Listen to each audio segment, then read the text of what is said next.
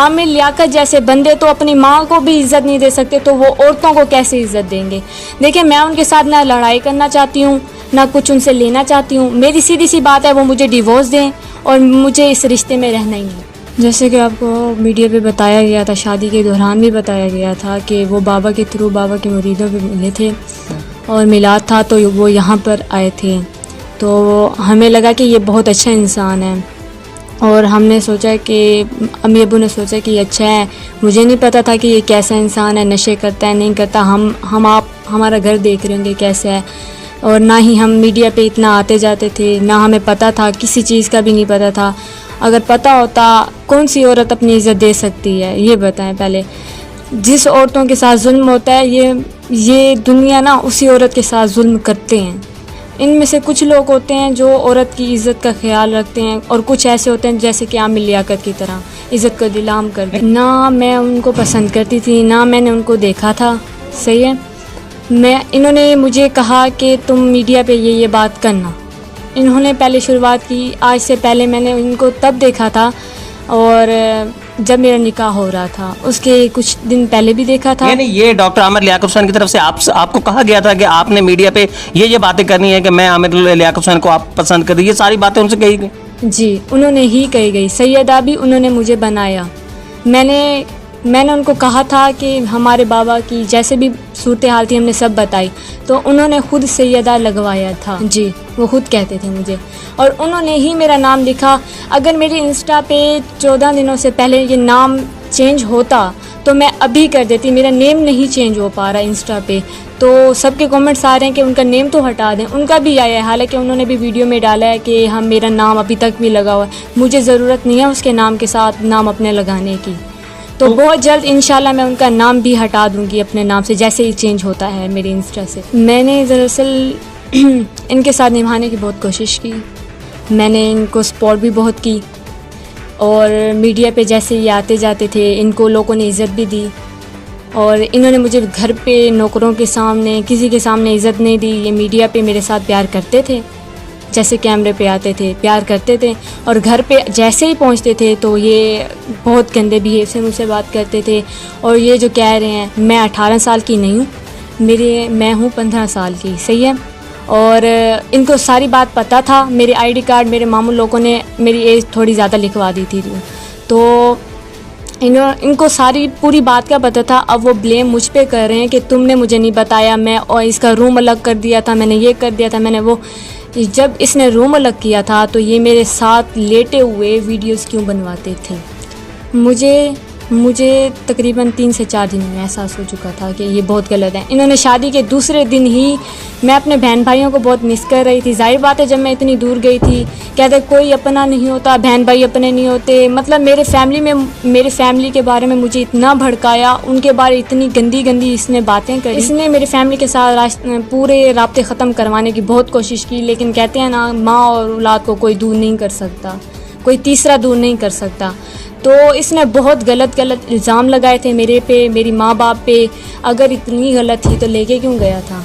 मेरे पूरे मीडिया से ये सवाल है कि जब गलत औरत होती है तो उसको अपने पास क्यों बुलाता है। ये जब मैं गलत हूँ तो मुझे इसने क्यों अपने पास बुलाया। मेरे पास रिकॉर्डिंग्स हैं, मुझे क्यों गालियाँ दी, मुझे क्यों कहा।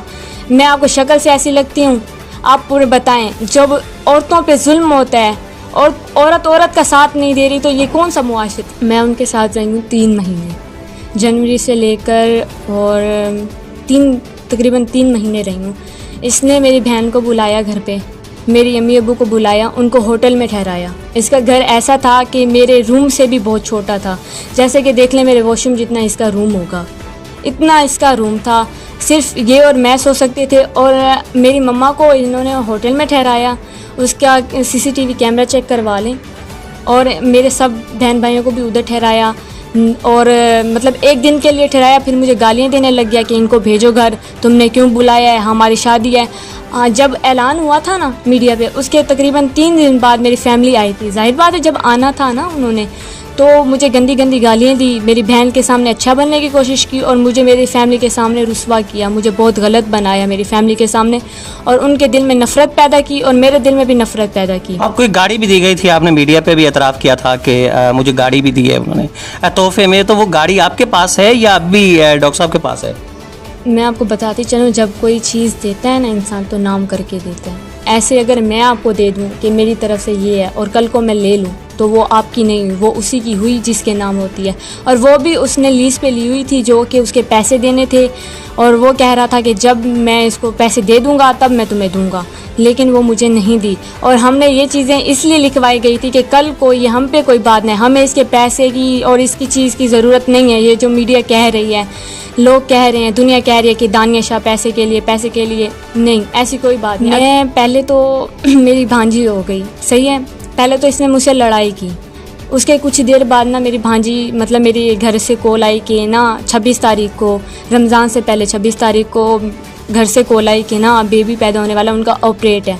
तो मैंने इसको मना के इससे हाथ पांव जोड़े, मैंने कहा देखो मुझे जाने दो, मैं आ जाऊंगी, कुछ दिनों में आ जाऊंगी। इसने बहुत जलील किया था। मैं जिस तरह मैंने अजियत में गुजारा है ना, मैं इतना रोई थी ना, इतना खुदा से भीख मांगती थी कि या अल्लाह मुझे माफ़ कर दे, मुझसे गलती हुई है।